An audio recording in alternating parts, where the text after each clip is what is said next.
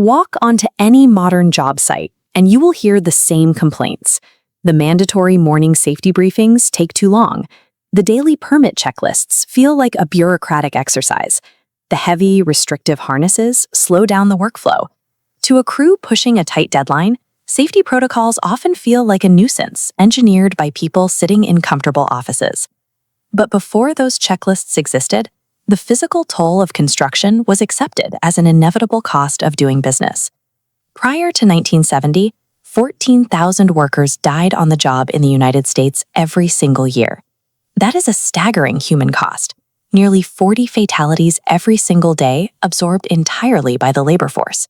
Those entirely preventable tragedies eventually forced political intervention. On December 29, 1970, President Richard Nixon signed the Occupational Safety and Health Act into law. The most powerful enforcement tool created by this legislation is Section 5A1, universally known as the General Duty Clause.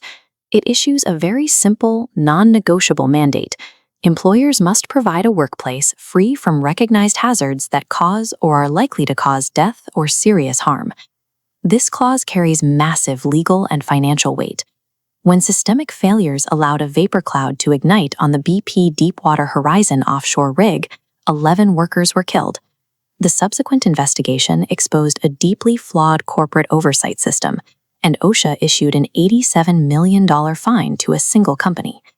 Every safety regulation serves as a federal record of a preventable tragedy, forged from the blood of those who didn't make it home.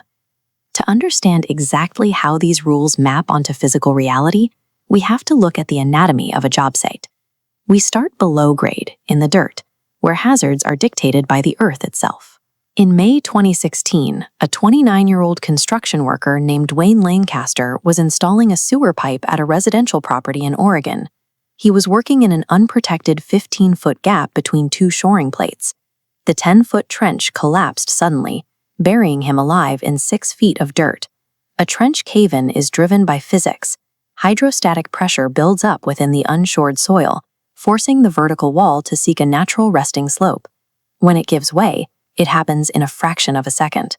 A single cubic yard of that soil weighs approximately 3,000 pounds, about the weight of a compact car.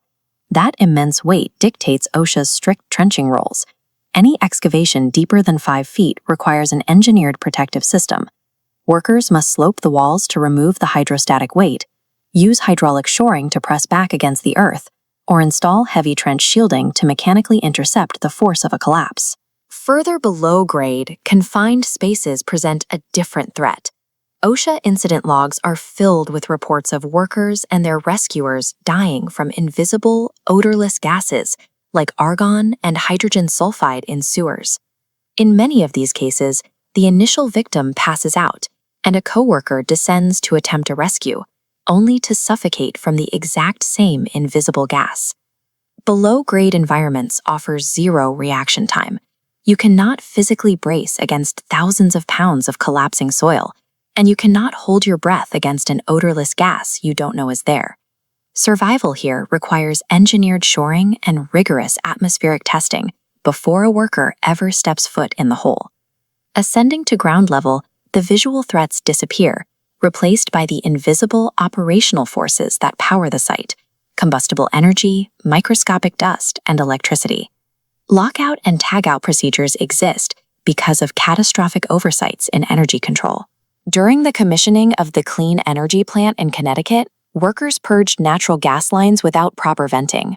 The gas found an ignition source, triggering a massive blast that killed 6 workers and injured 50 more. The rules governing dust suppression have an even darker history. During the Hawk's Nest Tunnel project in 1930, 5,000 men were hired to drill a 36-foot-wide diversion tunnel through a mountain. The rock they drilled through was almost entirely silica sandstone. Because they used a dry drilling technique, the men inhaled thick clouds of microscopic silica day after day. The resulting alveolar scarring killed up to 764 workers. The sheer volume of those fatalities is the direct reason contractors are now legally mandated to use wet drilling techniques and proper respirators. Electrical grounding rules were formalized through similar losses. Plumbers and technicians working in damp, restricted residential crawl spaces have been routinely electrocuted by ungrounded tools or energized house wires, simply because a basic ground fault circuit interrupter was omitted to save time. Ground-level killers cannot be seen or outrun. A worker's safety depends entirely on procedural discipline. Locking out the energy, wetting the dust, and testing the circuit to ensure the hazard is trapped before it can be released. Moving into the skyline, the environment is ruled by structural integrity and the absolute laws of gravity. In 1978, at Willow Island in West Virginia, crews attached scaffolding directly to concrete that had not been given adequate time to cure. The concrete failed, the scaffold collapsed, and 51 men fell to their deaths. Modern crane load limits and heavy lift certifications exist because wind limits and ground-bearing capacities were frequently ignored. In 1999, high winds caused a crawler crane to laterally tip during the construction of Miller Park, resulting in a fatal structural failure. The defense against gravity at these heights was pioneered during the construction of the Golden Gate Bridge.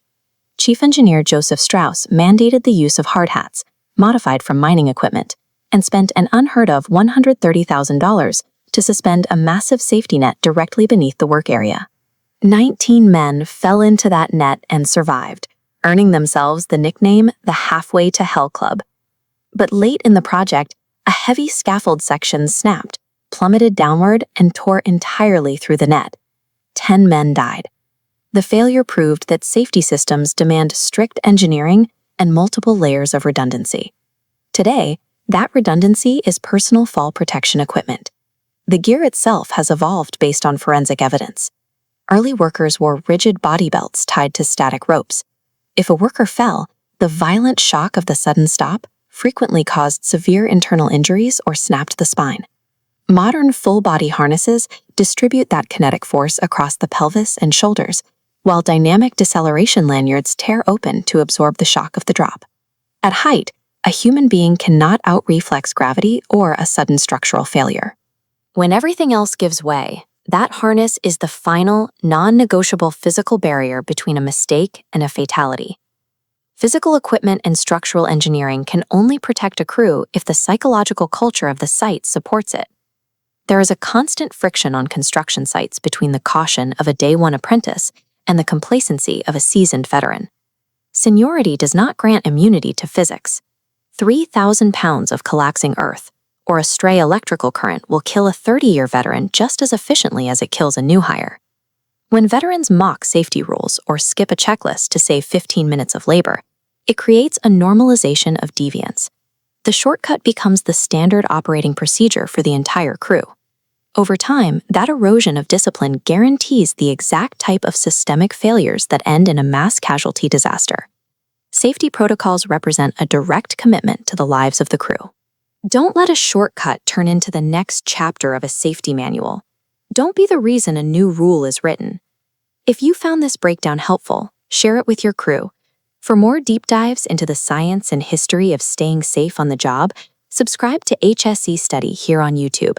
Let's make sure everyone gets home today.